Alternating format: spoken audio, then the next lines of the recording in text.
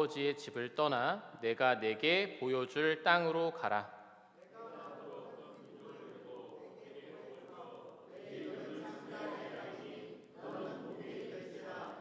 너를 축복하는 자에게는 내가 복을 내리고 너를 저주하는 자에게는 내가 저주하리니 땅의 모든 족속이 너로 말미암아 복을 얻을 것이라 하신지라.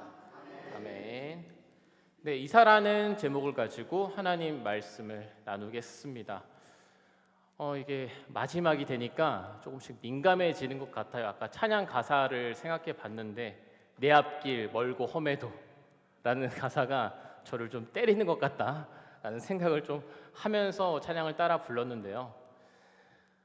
이번 주 저는 이 찬양 예배를 끝으로 이제 사임을 하게 되는데요. 이렇게 또 담임 목사님께서 고별 설교를 할 수 있는 또 자리를 또 마련해 주셔서 참 감사한 마음입니다. 그리고 제가 마지막으로 일했던 제가 방과후 음악 줄넘기 강사를 했었는데 그게 생각이 나는데요. 1학년 때부터 제가 5학년 때부터 꾸준히 가르쳤던 어떤 친구가 있었는데 그 친구한테 제가 마지막 수업이라는 말을 못했어요. 왜냐하면 제가 회사에 소속되어 있었기 때문에 저랑 많이 정을 쌓았기 때문에 제가 간다고 하면은 그 친구가 다음에 신청을 안 할까봐 제가 차마 이게 마지막 수업이야 라고 말하지 못했던 그 순간이 좀 생각이 나는데, 또 이를 생각해 보면은 항상 다음 사역자는 또 그 다음 사역자를 또 배려하는 태도가 또 중요하지 않는가라는 생각이 또 한편으로 드는 것 같아요. 그래서 다음 사역자가 이제 빨리 적응하고 사역을 잘 참여할 수 있도록 우리 성도님들이 더 응원과 격려를 해주셨으면 좋겠습니다. 돌아보면 항상 이별은 아쉽고 더 잘하지 못한 것들이 떠올라서 민망한 것 같아요. 사실은 제가 3주 전에 제가 엄청나게 울었는데 이 자리에서 왜 그런지 모르겠습니다. 예수님을 생각하면 그런 마음이, 제가 옛날에 찬양 인도를 청년 시절에 했을 때도 많이 울었거든요. 근데 제가 이 목회자가 돼서 이 자리에서 설마 울 줄은 몰랐는데 2번이나 여기서 울어버렸어요. 네, 어쨌든 제가 이제 담당하는 부서들하고는 그런 일이 없었습니다. 울지 않았습니다. 네, 유쾌하게 되게 작별을 했다는 생각이 드는데요. 저번 주에 제가 유초동부에서 그만둔다고 제가 이야기를 하니까 어떤 아이인지는 정확하게 기억이 안 나는데 저한테 그렇게 말을 하더라고요. 다음 사역자 누구예요? 제 눈물이 쏙 들어가 버렸습니다. 어떻게 그렇게 얘기할 수가 있는 거예요? 누군지는 얘기하지 않겠습니다. 어쨌든 그리고 제가 5년간 쌓아올렸던 그 아쉬움이 바로 날아가 버렸고, 이제 청년들하고는 오늘 또 이따가 예배 끝나고 송별회를 또 하게 되는데, 제가 또 그 친구들한테는 중국에 또 인맥이 생기지 않았느냐라고 이제 즐겁게 또 마무리를 잘 한 것 같아요. 그래서 사실 중국에 간다고 하니까 많은 분들이 걱정하실 것 같아요. 어느 부분에 대해서, 특히 사역적인 측면일 것 같은데요. 이제 강저우 한인교회는 이제 공식적으로 중국 종교국에서 허가를 받은 그런 교회입니다. 그래서 중국인을 대상으로 한 사역이 아니라면은 얼마든지 이제 외국인, 한국인에 대해서 사역하는 데는 자유로운 편이에요. 근데 그게 또 사실 어려운 부분이겠죠. 중국 땅에서 한국인 혹은 외국인을 대상으로만 사역을 해야 한다는 것이 사실 마음이 좀 어려운 부분이죠. 생각나실 때 중국과 그리고 저를 위해서 기도해 주셨으면 좋겠습니다. 사실은 그리고 저에게 중국어를 아주 잘하는 대한 중국인이 지금 또 여기 와 있는데요. 그래서 제가 생활하는 데는 별 지장이 없을 것 같습니다. 그래서 자기 말로는 중국어보다 한국어가 이제 편할 정도로, 어느 정도는 이제 한국어가 편하다고 이제 이야기를 하거든요. 이제 한국어로 꿈을 꿀 정도니까. 그래서 이제 아내도 외국 땅에서 아내가 잘 적응할 수 있도록 기도해 주셨으면 좋겠습니다. 농담입니다. 농담이에요. 네. 자, 오늘 이제 설교를 들어가면서 오늘 제목은 이사인데요. 이사. 우리 성도님들은 얼마나 많은 이사를 해 보셨는지요? 이사할 때마다 굉장히 많이 힘들죠. 이사하는 데 들어가는 어떤 물리적인 돈이나 힘, 그리고 이사 후 정리하는 데 많은 시간이 소요되는 것을 우리가 고려하면은 정말 한 곳에 정착해서 사는 게 최고다 이런 생각을 하게 돼요. 제 가정은 상대적으로 이사가 잦았는데요. 이제 초등학교 때는 3번 정도를 이사를 했고요. 그리고 만난 친구들이 그래서 친해질 때 하면은 헤어져서 굉장히 아쉬운 순간들이 많았습니다. 그래서 제가 초등학교 친구들이 없어요. 결혼 생활을 하면서는 이제 국내에서 3번, 또 제가 독일 갔다 온 거 생각하면은 이제 2번을 이사를 하게 되는 거죠. 근데 매번 이사를 하면서 이렇게 정말 짐이 많았나? 계속 끊임없이 짐이 나와요. 숨어있던 짐이 나오는데, 그래서 제가 어저께 아내랑 짐 정리를 좀 했거든요. 그래서 아침 10시 반에 짐 정리를 시작했는데 저녁 8시가 돼서도 안 끝났어요. 짐이 너무 많은 거예요. 중국으로 보낼 짐들이요. 그만큼 지금 걱정이 듭니다. 중국으로 잘 집을 보낼 수 있을까? 그래서 여기서 저는 오늘 본문 말씀을 또한 생각을 해보게 돼요. 그러면 과연 아브라함 시대는 이사하는데 어땠을까요? 농경 생활을 오랫동안 하던 민족이 이사할 때 과연 어떤 어려움을 겪었을까를 우리가 생각해 봤으면 좋겠습니다. 먼저 농경민이 이사를 할 때 가장 필요한 첫 번째가 뭘까요? 첫 번째는 가축입니다. 가축. 농경과 목축이 혼합된 사회였기 때문에 가축은 필수적인 요소였죠. 그래서 행렬의 중심에는 가축이 있었다고 해요. 그리고 곡식을 비롯한 식량이나 생활 도구, 천막을 짓기 위한 도구가 함께 필요했습니다. 그리고 그들에게 핵심적으로 필요했던 거 뭘까요? 바로 씨앗입니다. 씨앗. 성경을 다루던 시기가 이 농경 생활을 배경으로 하고 있기 때문에 씨에 대한 비유가 굉장히 많이 나오는 것도 바로 그런 이유겠죠. 이런 배경을 생각하면은 이 아브라함의 떠남 속에 수만 가지의 어떤 여백이 존재하지 않았나라는 것을 우리가 생각해 볼 수가 있는 것이죠. 그래서 곧 이사는 굉장히 큰 결심을 필요로 했던 일이었을 겁니다. 무거운 토기류를 운반하기가 어려워서 많은 것들을 버리고 생필품만 가져가야 했을 거고요. 그리고 가축이 흩어질 위험과 짐승이나 도적들의 공격이 언제 찾아올 줄 몰랐을 것입니다. 게다가 물을 확보해야 되기 때문에 우물 라인을 따라가야만 했죠. 씨앗을 가져간다고 하지만 그 토양의 질에 따라 가지고 이 식량 위기가 생길 수 있는 위험이 언제든 있지 않았겠어요? 정착하면서는 필요한 집이나 오두막, 창고, 울타리 등의 건물을 지어야 하는 그런 불편한 노동을 감수해야 했던 것입니다. 이러한 어려움에도 불구하고 아브람은 하나님의 명령에 순종하여 이사를 가는 장면이에요. 오늘 아브람의 순종은 그가 머물던 땅하고도 또 우리가 생각해 볼 수가 있죠. 아브람 맨 처음 거주하던 땅은 갈대아 우르였고, 그리고 이주했던 하란도 마찬가지로 달의 신 난나를 섬겼고 무역과 상업의 중심지로 문명이 발달한 도시였어요. 그러니까 우리가 봤을 때는 세상의 중심이었던 도시 중 하나였죠. 또한 여기서 거주하던 아브람은 어떤 사람이었습니까? 상당히 부유한 계층으로 추정이 됩니다. 아브람은 양과 소와 노새와 남종과 여종과 암나귀와 낙타를 가진 자였으며 훈련된 장정만 318명을 동원할 수가 있었어요. 얼마든지 부귀영화를 누리면서 안정된 생활을 할 수가 있었습니다. 게다가 아브람은 하란을 떠날 때 나이가 75세예요. 노년의 나이임에도 불구하고 아브람은 하나님의 말씀에 순종하여 이 지역을 떠나고 있습니다. 또한 이 떠남은 어떤 것들이 포기해야 됩니까? 국가의 정체성, 그리고 부족 정체성, 가족 정체성을 벗어나는 일이었어요. 하나님의 말씀에 순종하여 자기 정체성을 버리는 일, 곧 자기 부인의 길을 아브람은 떠나고 있는 것이죠. 내가 가진 것을 추구하는 것보다 하나님께 나아가는 것이 더욱더 가치 있는 일이다라는 것을 믿고 나아갔습니다.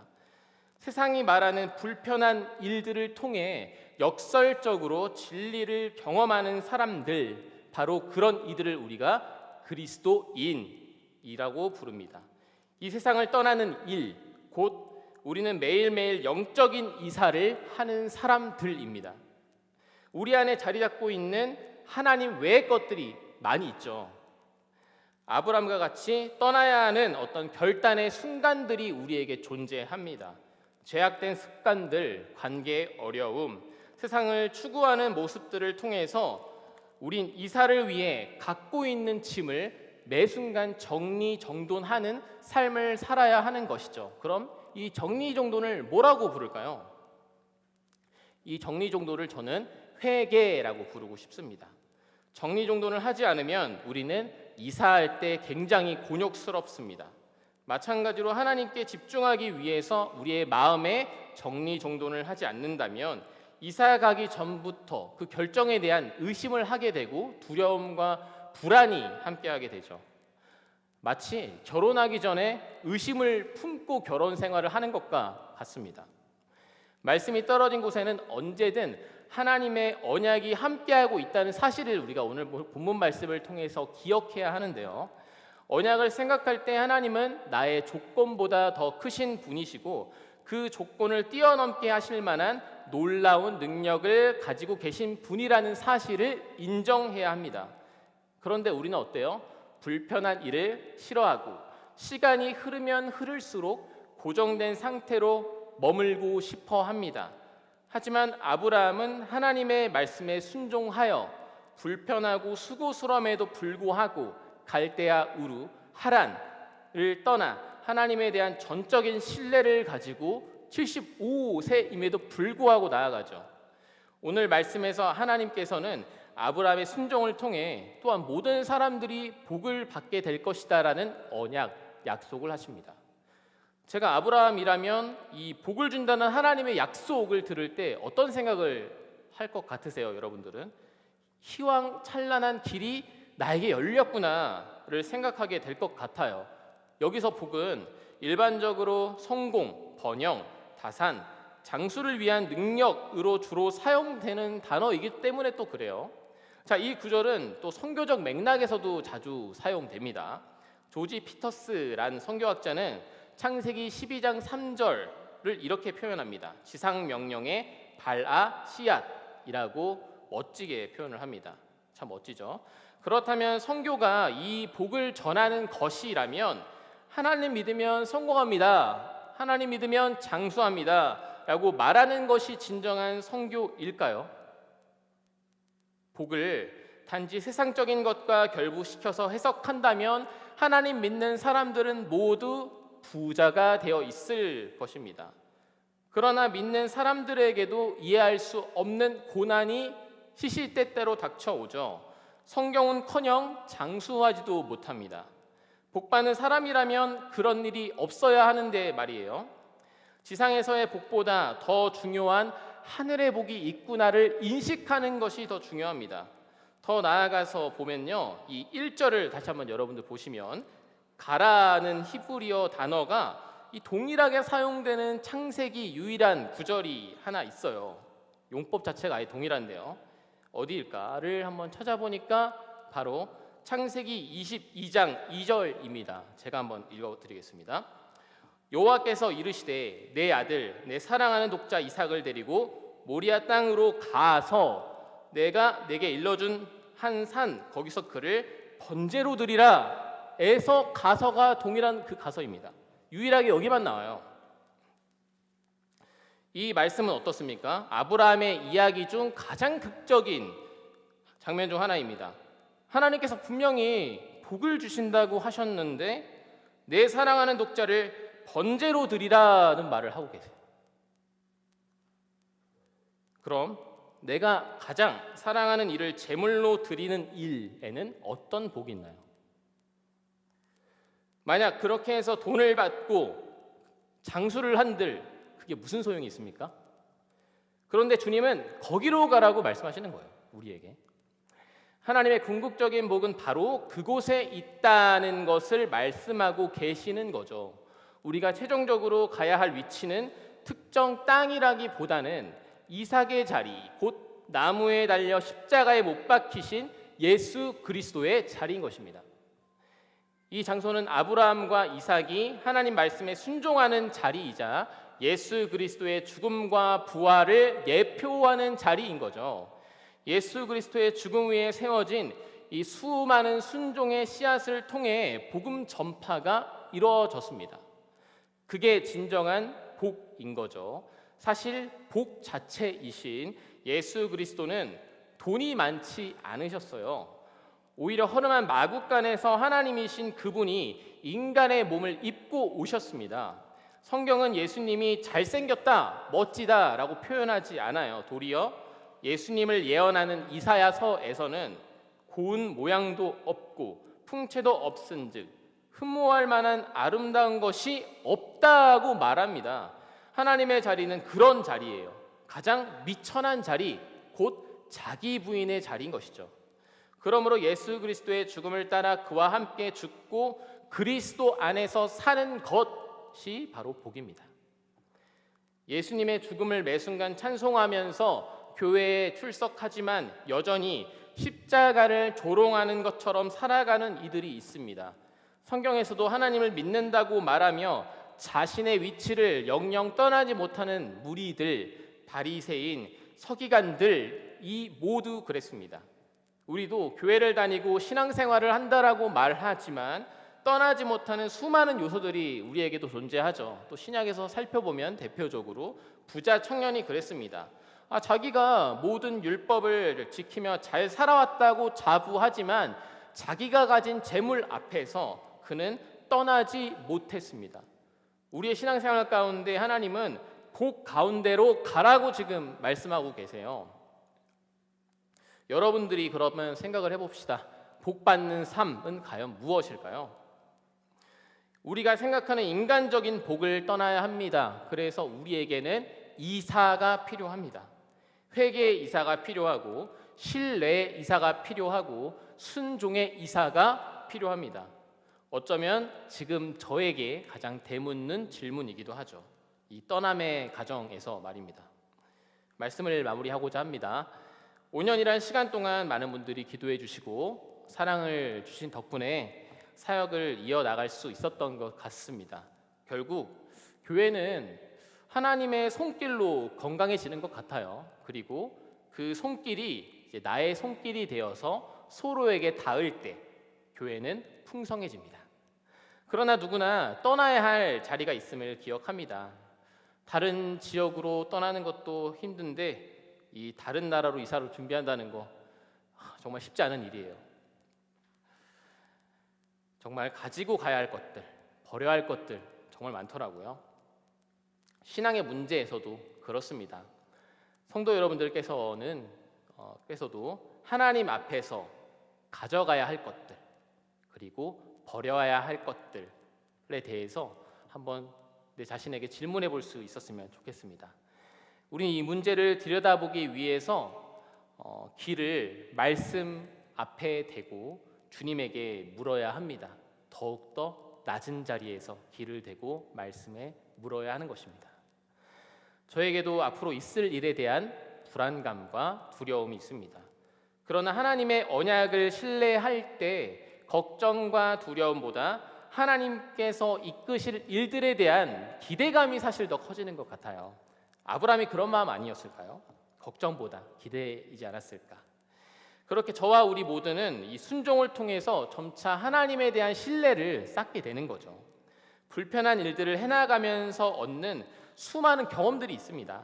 단단해지기 위한 하나님의 어떤 지도 방식이라는 사실을 기억해야 합니다. 우리 모두의 삶의 여정에 하나님께서 인도하시는 길에 따라 떠날 수 있는 용기와 지혜가 우리 모두에게 필요한 것이죠. 한 해가 곧 마무리됩니다.